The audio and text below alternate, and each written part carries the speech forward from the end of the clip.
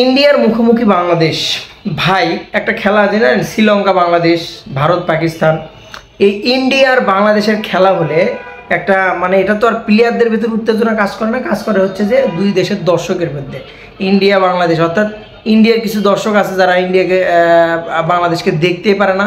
এর একটা মেন কারণ যেটা, সে মেন সাবজেক্ট যেটা আসলে প্রুফ এবং প্রমাণিত সাবজেক্ট, যেটা হচ্ছে আইসিসির সবসময়ের জন্য ইন্ডিয়ার দালালি করে ভাই, সবসময়ের জন্য ইন্ডিয়াকে সহযোগিতা করে, এটা প্রমাণিত। আমি নিজেও ইন্ডিয়া বিরাট কোহলিকে পছন্দ করি এবং রোহিত শর্মার যে ফুল শট, আমি তার বিগ ফ্যান যাক বলে।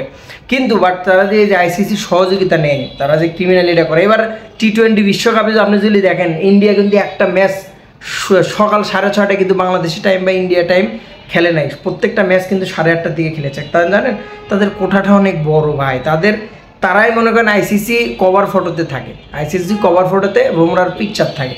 তো বাংলাদেশ আর ইন্ডিয়ার খেলাতে কিছু বলার নেই, আসলে অনেক আকাশ পাতাল তফাৎ। ক্রিকেট খেলা কিছু যদি হয় তবে অনেক বড় যে আশা করছি, বাংলাদেশকে না আশা করার কোনো কিছু নেই। তারা যদি পক্ষপাতিত্ব করবে এটাই স্বাভাবিক। ইন্ডিয়ার আজকে জিতলে কিন্তু তারা সেমি কনফার্ম করবে এবং সুপার 4-এ কিন্তু চলে যাবে। তো সেদিক থেকে বলা যায় বাংলাদেশ যদি ভালো ক্রিকেটটা খেলতে পারে, তাদের সাথে বরাবরই ইন্ডিয়ার সাথে ভালো খেলে বাংলাদেশ।